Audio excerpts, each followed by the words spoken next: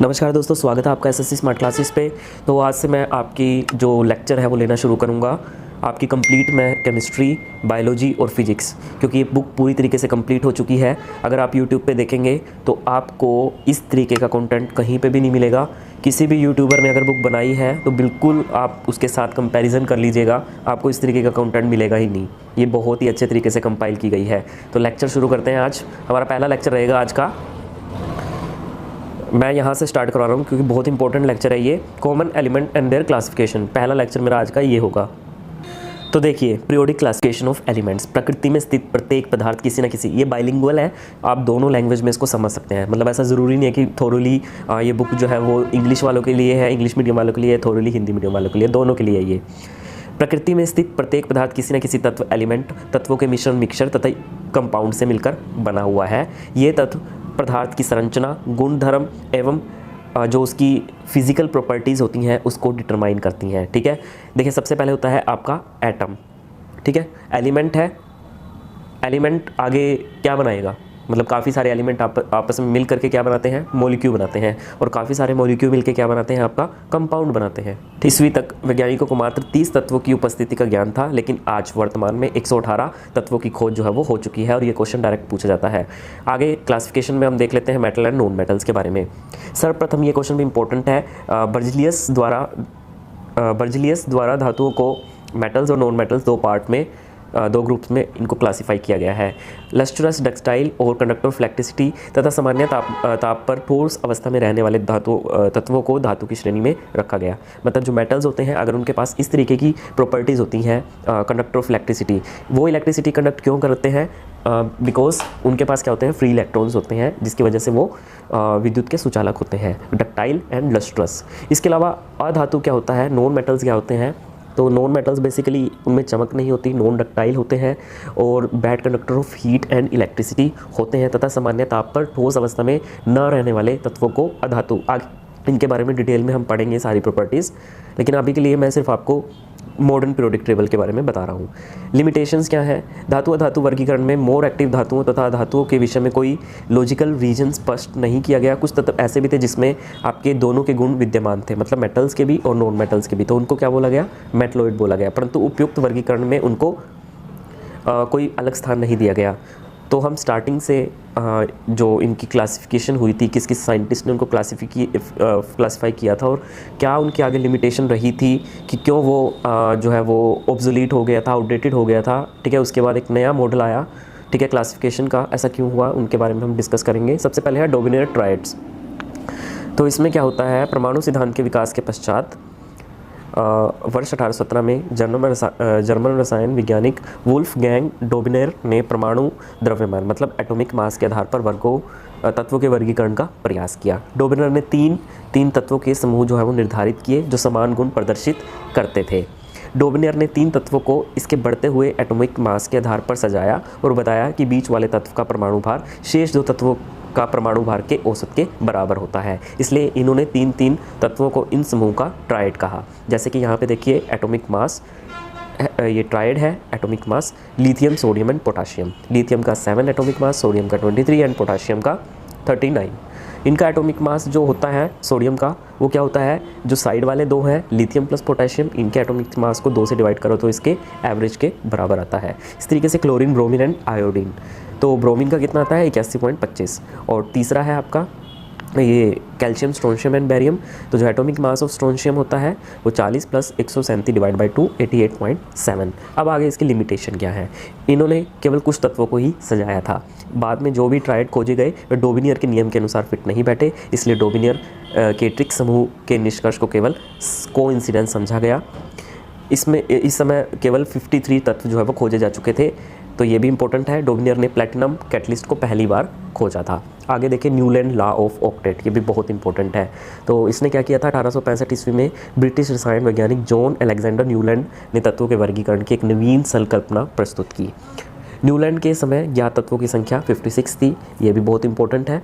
Newland के अनुसार यदि सभी तत्वों को उनके परमाणु द्रव्य के आधार पर सजाया जाए तो प्रत्येक 8वां तत्व पहले तत्व के प्रॉपर्टीज़ के गुणधर्मों के समान होगा। इसकी तुलना संगीत के अष्टक नियम जो है 7 सुरों के पश्चात दोहराव से की गई। देखिए यहाँ पे 7 सुर कौन कौन से हैं, सा रे ग म प ध नी।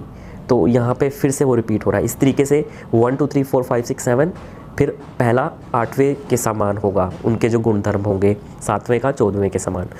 उसके बाद देखिए, इन्होंने तत्वों के बढ़ते हुए एटॉमिक मास के क्रम से लगाने से हर एक 8वां तत्व अपने से पहले जैसे विशेषता रखेगा। 56 तत्व थोरियम था। इनका अष्टक सिद्धांत कैल्शियम तक काम किया, ये भी इम्पोर्टेंट है। लिमिटेशन क्या रही? इस वर्गीकरण में हाइड्रोजन को कोई एक उचित स्थान नहीं दिया गया। कैल्शियम के बाद के तत्वों में अष्टक नियम का पालन नहीं होता। तत्वों को उनके परमाणु द्रव्यमान के क्रम में रखा गया। न्यूलैंड के समय केवल 56 तत्व की ही खोज हुई थी, लेकिन वर्तमान में आपके 118 एलिमेंट है, तो वो न्यूलैंड लॉ ऑफ ऑक्टेट को फॉलो नहीं करते। सिर्फ कैल्शियम तक ही ये जो ऑक्टेट रूल है वो फॉलो होता है। उसके बाद के तत्वों में अष्टक नियम का जो पालन है वो नहीं होता है। मेंडलीव पीरियोडिक टेबल, इसकी खोज किसने की थी? डमरीटी मेंडलीव ने 1869 में की थी। 1872 में मेंडलीव की जो आपकी आवर्त सारणी जर्मन पत्रिका में छपी। ठीक है, मेंडलीव की जो पीरियोडिक टेबल है वो जर्मन पत्रिका में छपी। इन्होंने एटॉमिक वेट के आधार पर पीरियोडिक टेबल बनाया।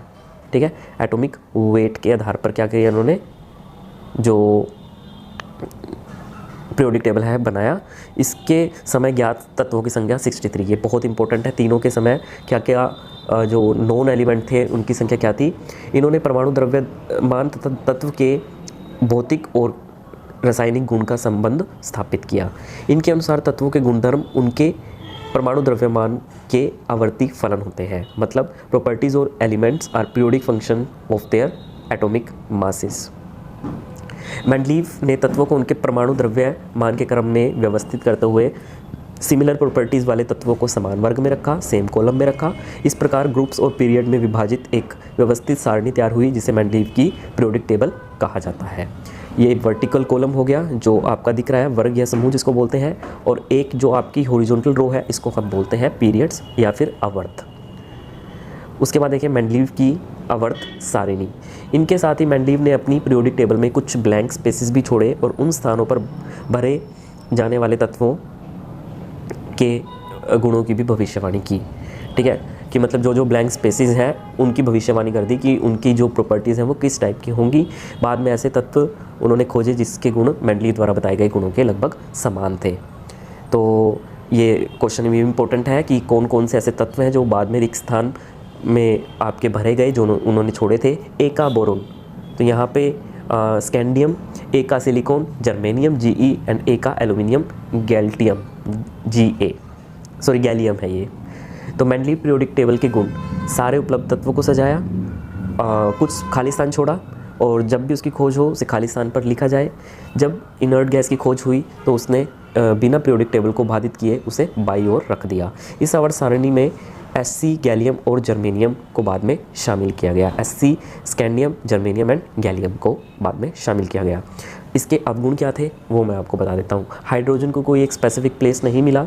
मेंडलीव की पीरियोडिक टेबल में जो एलिमेंट हैं उनके जो आइसोटोप्स हैं उनके लिए कोई एक विशेष स्थान निर्धारित नहीं किया गया। तत्वों को परमाणु द्रव्यमान के आधार पर रखना, ये भी एक अवगुण था। सिर्फ उनके एटॉमिक मासेस के बेसिस पर उनको प्लेस करना। कुछ जगहों पर अधिक द्रव्यमान वाले पहले और कम द्रव्यमान वाले बाद में पाए। यह है कि कुछ जो है इस लॉ को भी फॉलो नहीं कर रहे कि एटॉमिक मास के बेसिस पर उसको सजाया जाए।